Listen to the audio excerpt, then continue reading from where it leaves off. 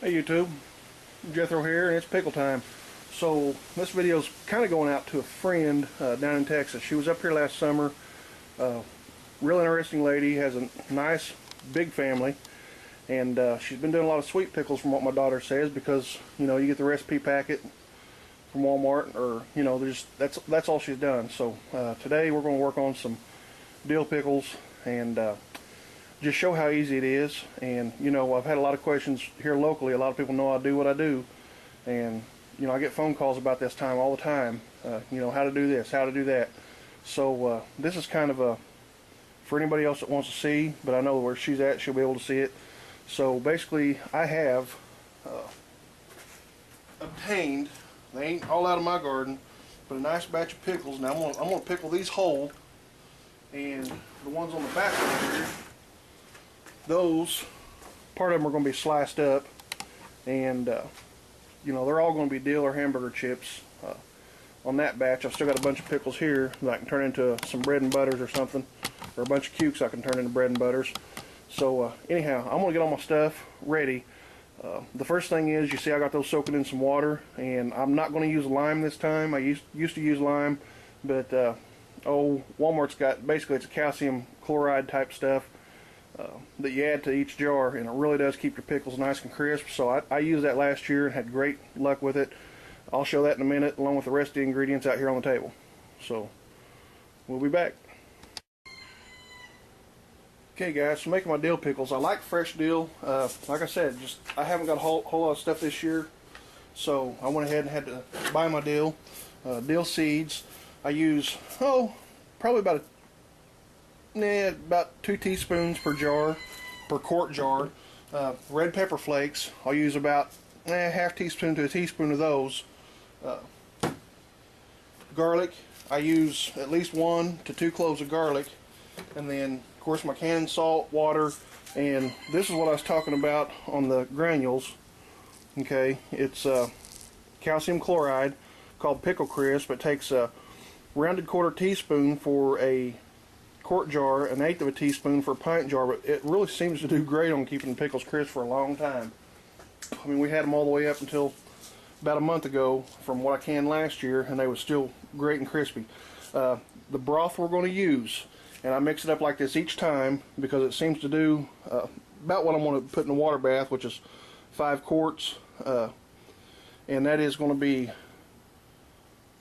the original broth is 3 quarts of water, 1 quart of vinegar, 3/4 of a cup of canning salt, and that is it for the broth. Bring it up to a boil. Now what I found for me, and what you need to understand is, you need to, if this is new to you, you need to make several batches of pickles. You need to write your recipes down, and you don't need to make small batches.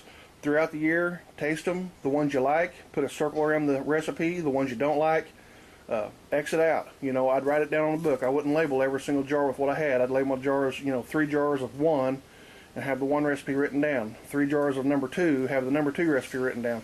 Keep track of it like that, because you're going to want to tweak and mess stuff around just to make it to your taste.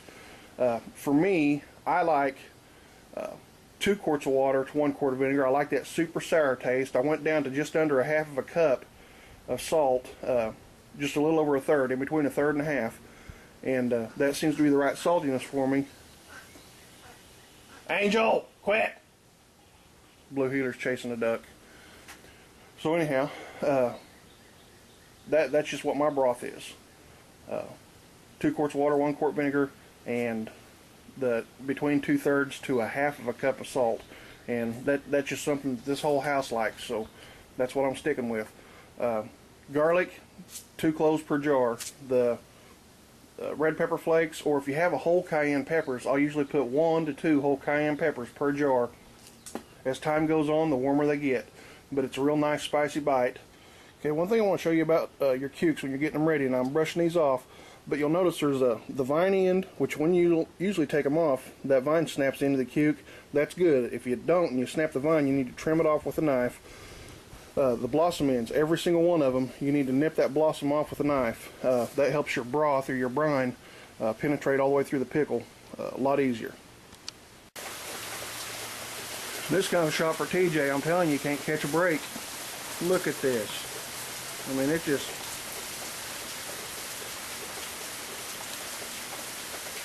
saturated. Anyhow, okay, so we got 2 quarts of vinegar, 2 quarts of water, 1 quart of vinegar, and a heaping 1/3 cup of canning salt. Now it's coming up to a boil. That's what we call a broth or a brine, either way.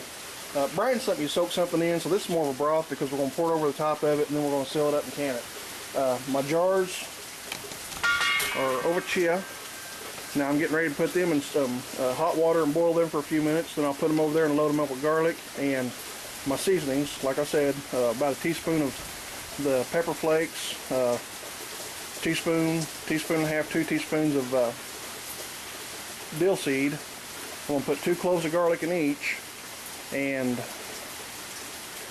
then I'm going to put the 1/4 teaspoon of the pickle crisp in each jar, and then I'll load them up with pickles, fill each one of them as full as I can, cap them up, seal them up, put them back into that water, and do about a 10 to 15 minute water bath on them. 10 minutes is fine. Just bringing it to a boil and letting it boil for a few minutes. And then I'm going to get on with my next batch. My next batch will probably actually do sliced ones. I don't know, it'll be about the same thing, broth-wise, and it's just that simple. Once I do the 10 minutes, you take them out, you set them down, lids up. Right now, temperatures and where everything is, it won't take them long to suck down and seal. But anyhow, it's kind of the idea, and we'll be back in a few. Okay, I poured my broth in my jars, funneled it in, had my caps or lids in the hot water. When you go to set them on your jar, you can feel when you set them on there, they kind of have a little bit of hold to them. You can't really slide them around. That's soft enough. Next thing, I had to add a little bit of water to get it over my jars. There's steam canners that don't cover them all the way, and you guys will have to check them out. I'd really like to buy one. I haven't yet, but they only use a couple inches of water in the bottom of it. You put a lid on there, and it's basically just, they steam the jars, and it still works. But anyhow, had to add a little water, so I'm going to bring this back up to a boil, and once it hits a boil, less than 10 minutes, I'm going to take the jars out, let them finish sealing, and work on the next batch. But that's pretty much it. That's the broth recipe for good dill pickle. You can try it this way, and what I would, like I say, I suggest writing the recipe down, and then next time, like I said, the original recipe I had 3 quarts of water to 1 quart of vinegar. I like it a little more sour, so I use 2 quarts of water to 1 quart of vinegar.